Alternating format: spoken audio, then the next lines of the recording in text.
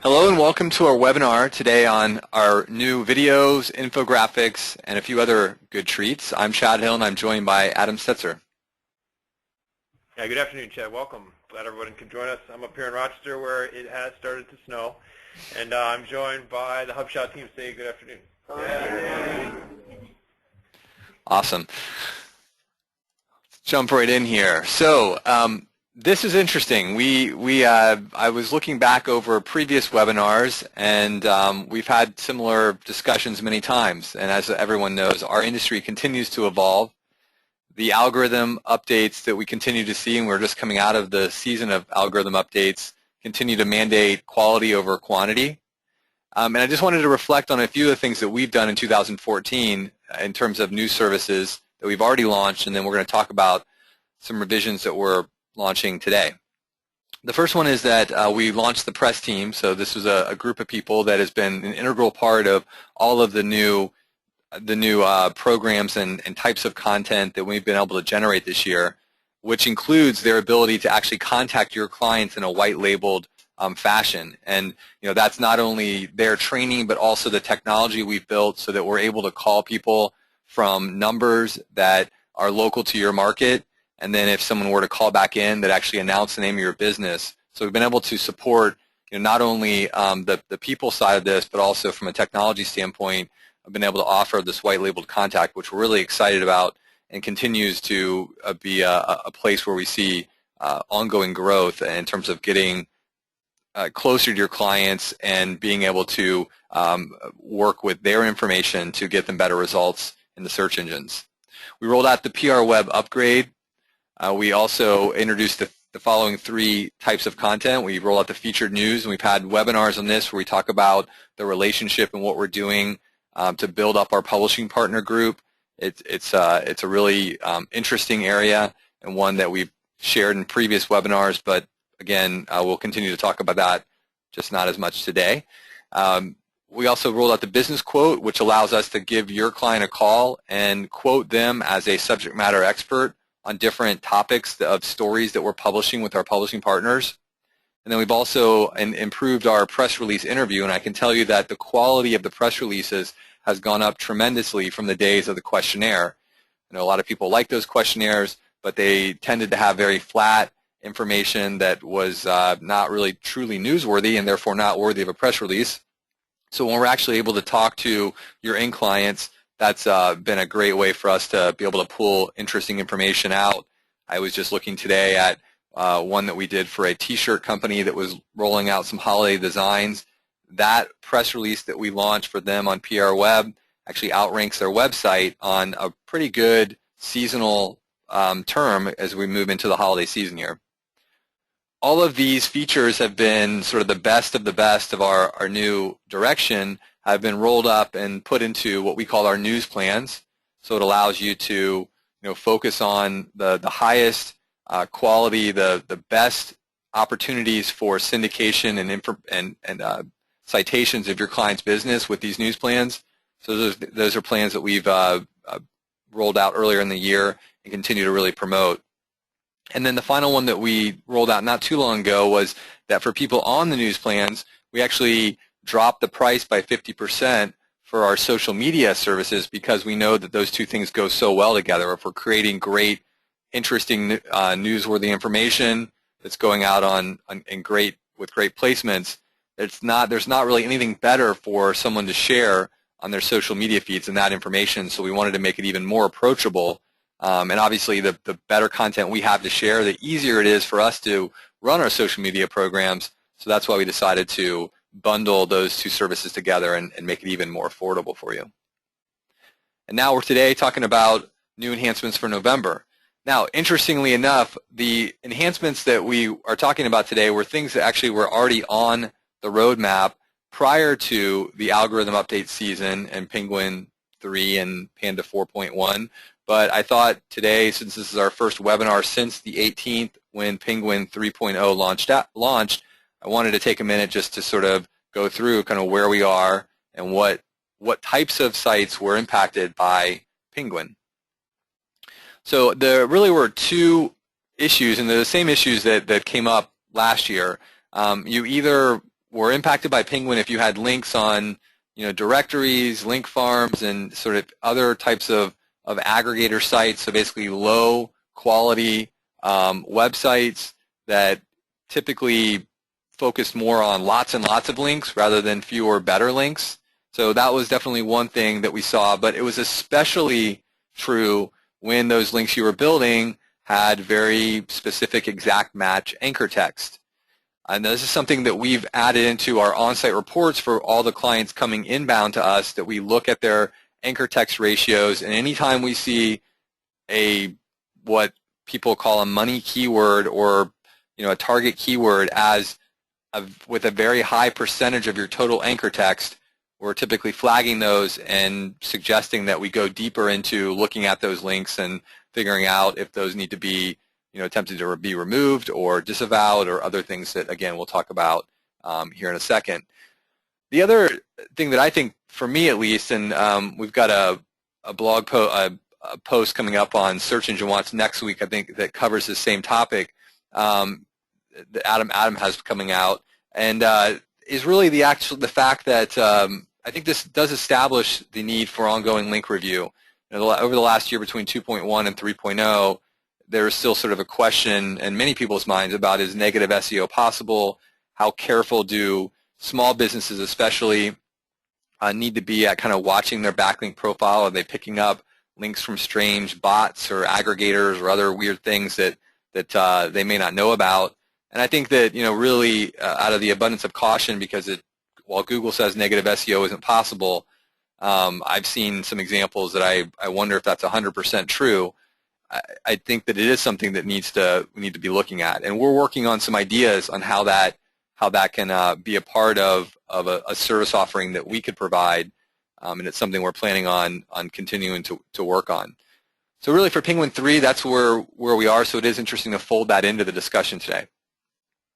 Oh, and I should mention that this graphic on the right was a custom graphic that was built as part of an on-site blog post that was part of one of the visual assets, a new infographic service that we're rolling out. So just wanted everyone to see that. It's a really solid, nice-looking graphic that we put together for our client's on-site blog post.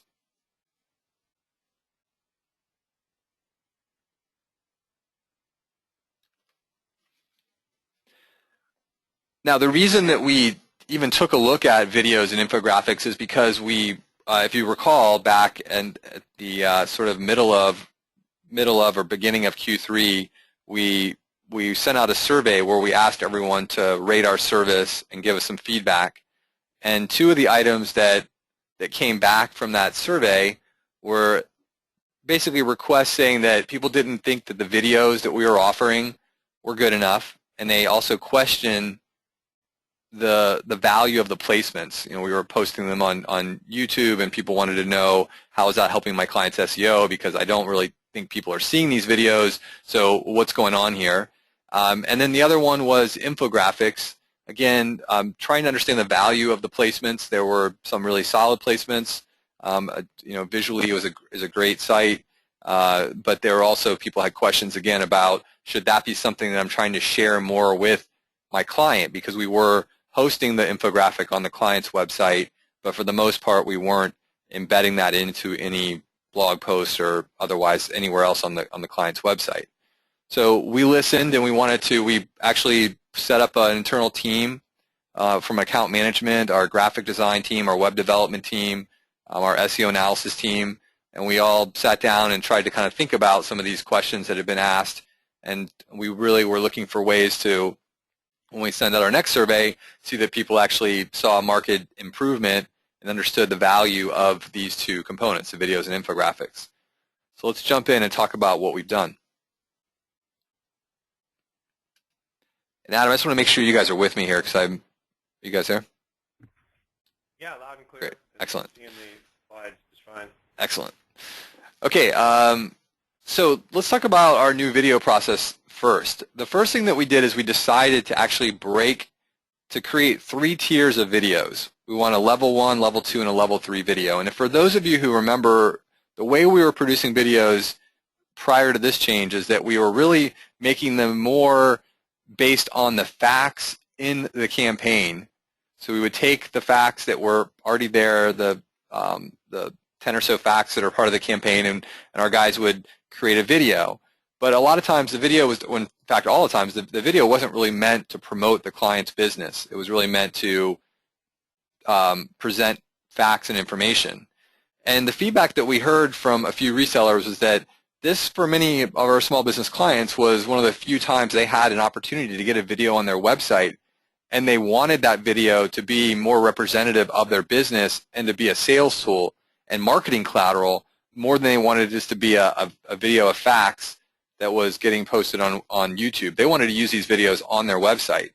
So we said great, because the way we see it is that, first of all, it's good value, and I think one of our resellers said it best.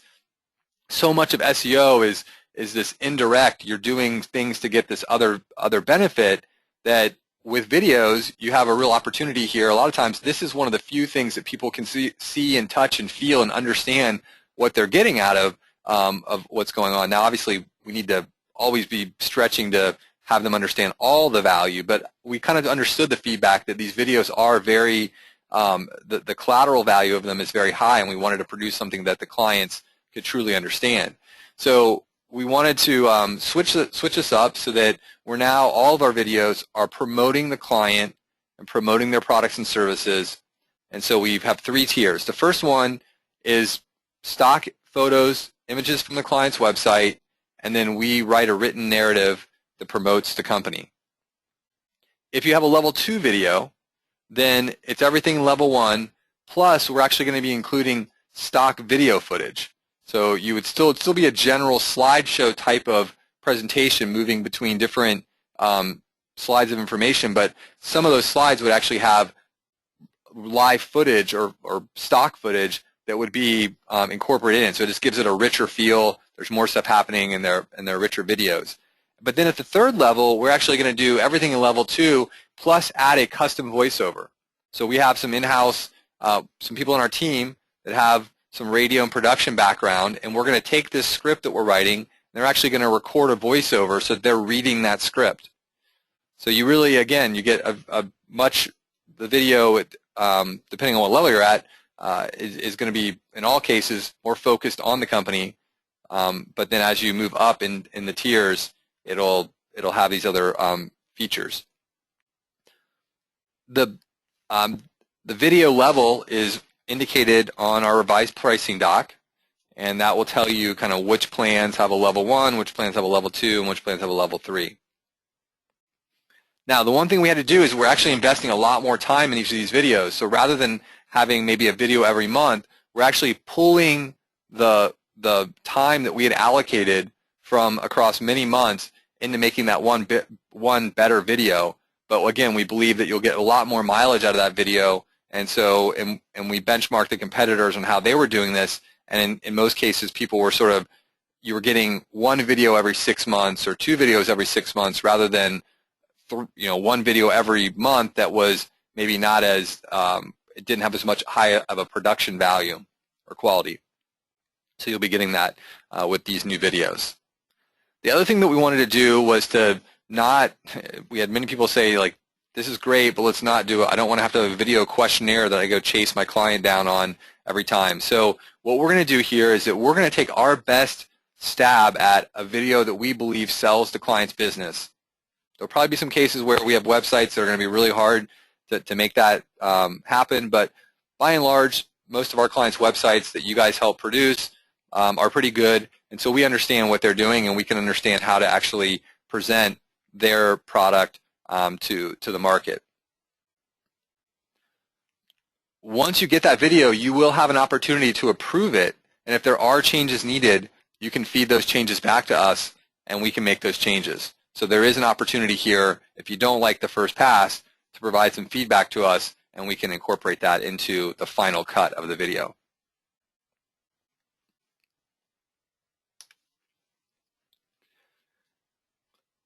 Another new service that we're offering is it's a new infographic, but it's a renamed infographic. We're renaming infographic to visual asset, and the reason we're doing that, and you can see some examples here on the right, is that rather than trying to have a format of an infographic that crams 4 or 5 facts on there. We wanted to really focus on creating featured images that were going to go along with on-site blog posts. So every one of our visual assets will be paired to an on-site blog task.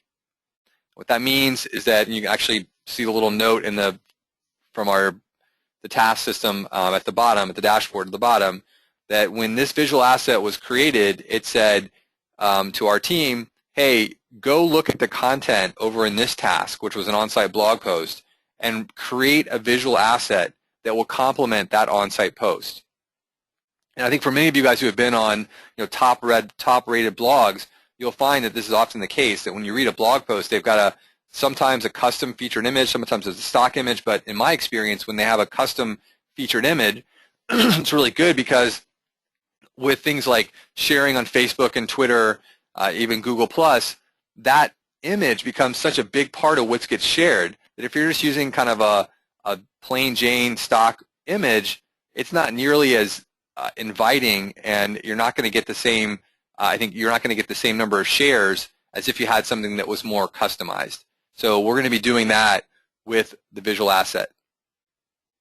So again, the 3 benefits are that you get more visibility to the client audience because this is going to be on the client's website.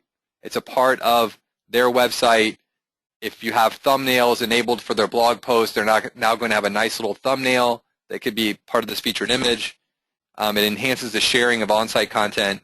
And the other thing that it does for us is that because we're tracking which facts and information are going on different pieces of content, and then when we're going out and talking to our publishing partners, we're actually able to give yet another reason for that publishing partner to want to reference your content because it's got great information in it and it has very engaging visuals. So again, why wouldn't you ever, from an editorial standpoint, that's a great place to reference in an article that's being written that needs that fact.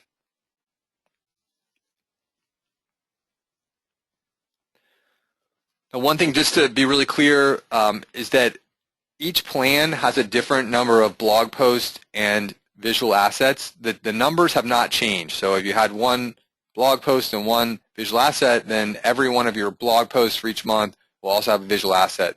There are a few plans where you might have 3 on-site blog posts and 2 visual assets. So the way that's actually going to work is that the way you can kind of see the note here, when the system wakes up and says, I've got an on-site blog post, I want to try to attach see if I can get a visual asset in it, it's going to go out and see if there's one available. If there is, it'll associate the 2. If there's not one available, then you might have 2 on-site blog posts that go out with visual assets and 1 that goes out that's just going to have a regular blog post.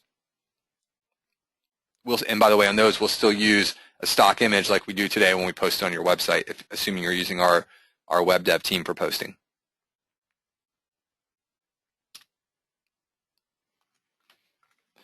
Now, on the syndication side, again, going back to those Penguin and Panda updates and what's happening from an SEO standpoint, we wanted to make some changes here.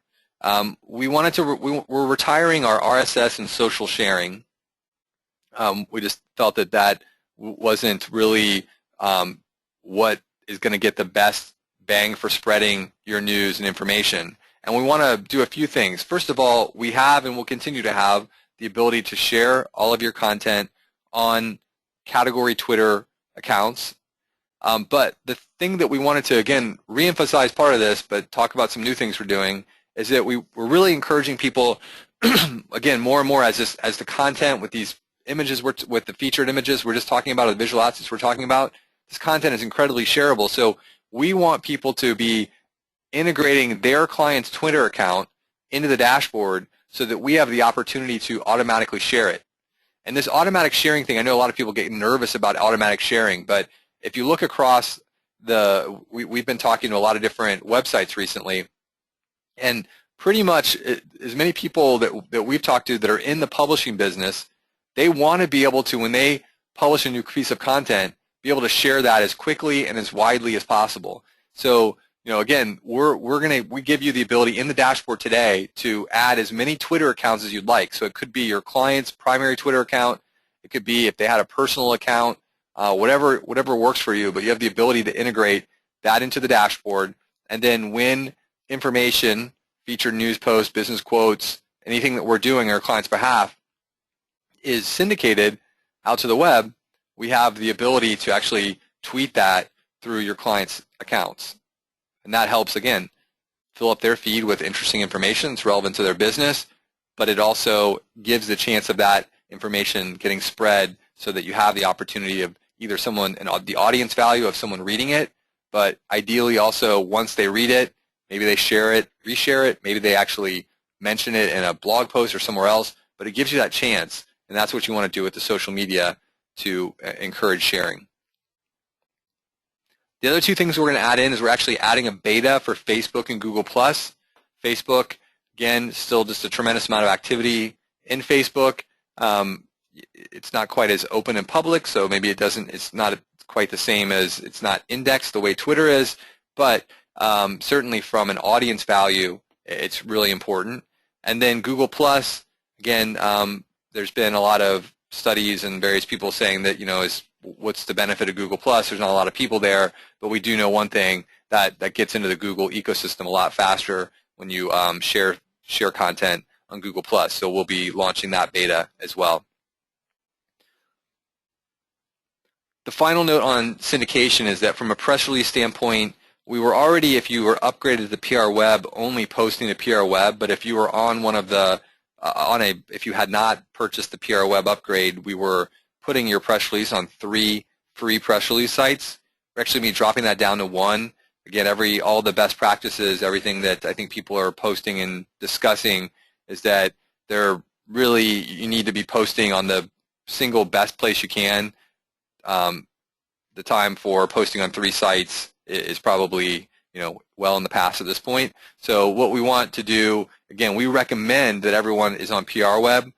We'll talk about that in a second here. But if you aren't, we will be posting to just 1 press release site.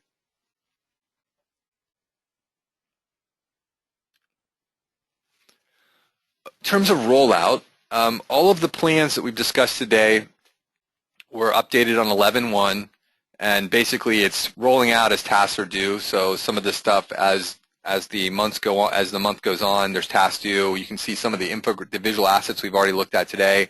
Those, for example, were ones that were just rolling through the normal due dates, and as that happens, they're getting picked up by the new process. There's no changes required, so you don't have to change your plan or do anything else. And then to get more information on the pricing, it's now live on the website, and you can download the pricing PDF from our resources from the website. If you go under Resources Support, it'll be right there at the top of the page.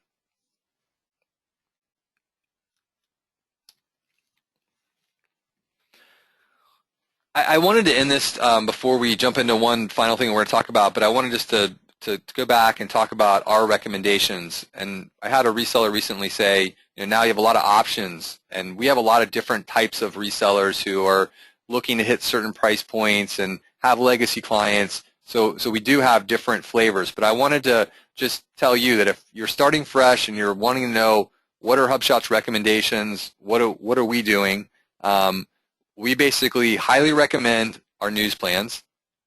Okay, those are the best of the best. It's going to get your information, your content on the most authoritative websites possible.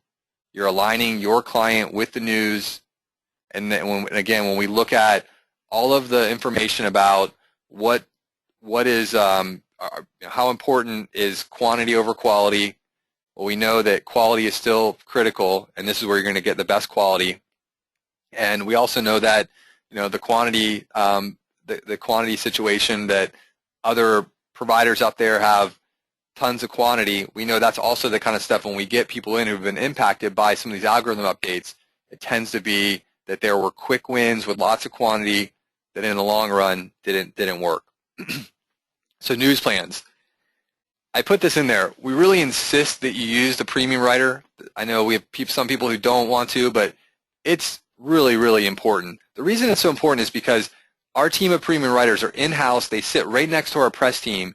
We're able to align, again, the news and your client's facts and other information they want to cover much more seamlessly when we're using the premium writing team and our press team. And I think some people, again, if you don't have premium writer, then there are actually types of content you're not even getting. So the business quote and some of the press release tasks, if you're on some of the higher end plans and you don't have premium writer, you're not even getting that. So we really insist on you using premium writer. PR Web, another one that people, a lot of, especially in this most recent update with actually Panda 4.1, there's a lot of questions about value of press release, and then certainly again with Penguin 3, people wanting to know what's the status of PR Web. And I wanted to reiterate this for really everyone on the phone, the people at HubShout as well as all of our resellers. But PR Web still plays a really, really valuable part of an online marketing program. And we consistently see press releases ranking on very important terms. We put a press release out about some a QA process that we rolled out, and we were actually ranking on some fairly good SEO terms just by writing a press release, which honestly was a news event because we had invested our time and effort in creating a better QA program at HubShout. So it was totally relevant, something I don't think many other SEO companies are doing, very newsworthy, and it went on to prweb.com, which is a very authoritative website, and actually it ranked on some interesting terms. There's sort of a concept, and this is really where I see PR Web coming into play, the concept of barnacle SEO. What barnacle SEO is all about is that you should do your best to get your clients' information on relevant websites. It doesn't always have to be their website. If you can actually get a client's website to rank on by publishing an article or publishing a press release, and actually take search space for a particular keyword, then that's barnacle SEO. You're using someone else's domain authority, someone else's authority of their website to actually have your client's content sort of fit into a particular set of keywords you might want to try to that are valuable to your client's business. So there's a lot of value there. And so I want to finish this by saying that I think PR Web and press releases are, when used correctly, are a great tool. But again, we saw some people with the Penguin 3.0 issues that they actually had abused press releases. They were using too many press releases, too much attempts to use that to generate anchor text, and they ran into issues. So I think, again, we are firmly behind the idea that PR Web and press releases are really important, but you have to make sure you're using them for what they're intended to do, which is to break news about your client, not to try to build links.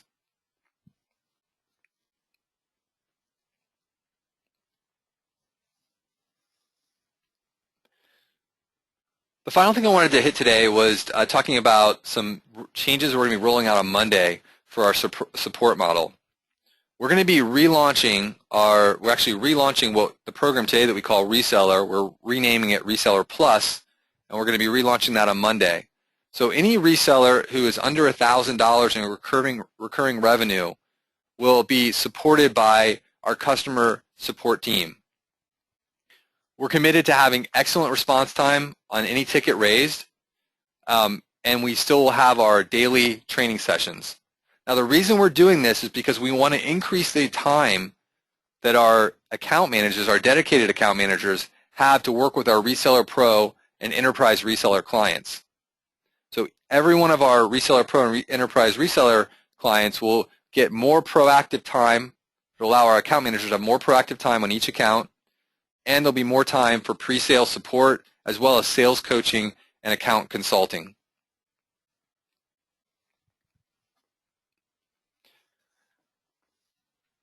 We also, on the website and also that is live today, as well as the pricing doc that you can download, we have a breakdown of some of the Reseller Plus, Reseller Pro, and the Enterprise Partner tiers that we've rolled out. And you can see here again that for the most part, we added in some extra description of the differences between Reseller Plus and Reseller Pro. So again, you get the dedicated account manager when you're at the Reseller Pro level, and you have more pre-sales consulting, sales coaching and consulting, as well as monthly account reviews, and also executive consulting. And then when you move up to the enterprise partner, there are some deeper volume discounts, as well as on-site or via phone Salesforce training if you have a sales team that needs to be trained, as well as custom JV deals that we've entered into with a few select enterprise resellers.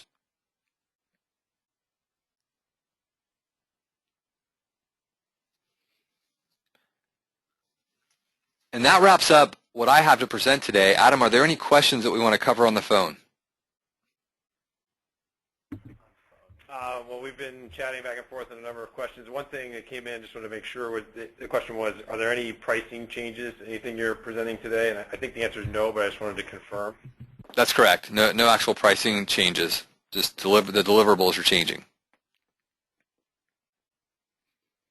Okay, great. And then another one was having, again, a back and forth in the chat window about just how to position some of these changes, the need for more higher quality content over quantity. There was a question in the chat window about, well, I got to get my sales team on board with this. I get it. I understand Penguin.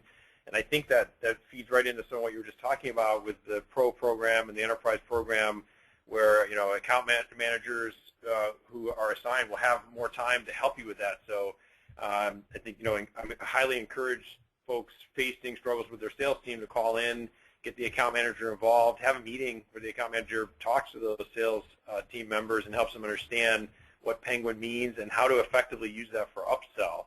How to talk about how we're getting ready for Penguin 4.0 next October, which we know will be coming.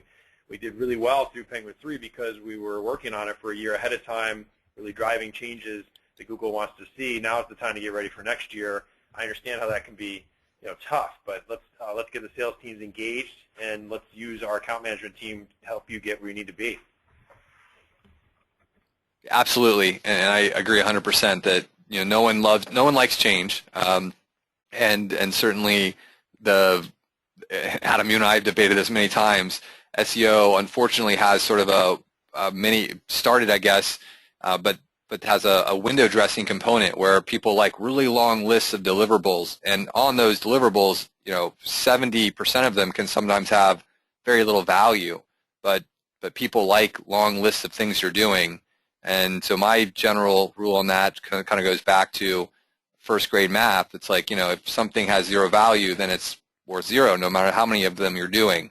But I think that's what your sales teams have to feel comfortable about, especially when they're going head-to-head against a competitor. If someone's saying they're doing, 500 of directory submissions, but they're all going on directories that no one ever sees and probably in some cases aren't even indexed, then that's 500 times zero, that's zero. So just, don't pay for that. But that is, I know that's hard, and especially when you're dealing with small businesses who get confused, and so they may go towards just the big number because it sounds like at least you're doing a lot of stuff and something might stick. I think you have to be more confident to be able to go in and say, yeah, but actually doing fewer better things not only is kind of safer in the long run, but could be more effective as well. Right. So if you're in the Pro program or the Enterprise program, take advantage of this.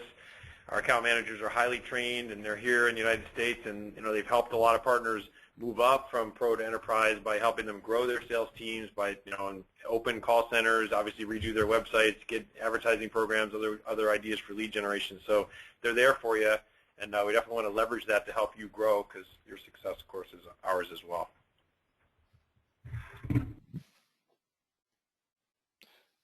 Excellent. Well, it sounds like there's a few lingering questions in the chat room. We can probably wrap those up offline, but thank you very much for your time today. And as always, this will be posted on our website tomorrow, and then also the pricing updates will be up so I guess it'll be posted today since it's Friday. We'll post it today, and then the pricing updates will also be up on the website shortly. Please let us know if you have any questions. Join us in the forum to discuss this, or please attend our 4 p.m. training session if you do have any Q&A. Or as Adam said, if you're in the Reseller Pro or Enterprise Partner tiers, feel free to give your account manager a call. Thank you very much. Thanks, everybody. Have a great day.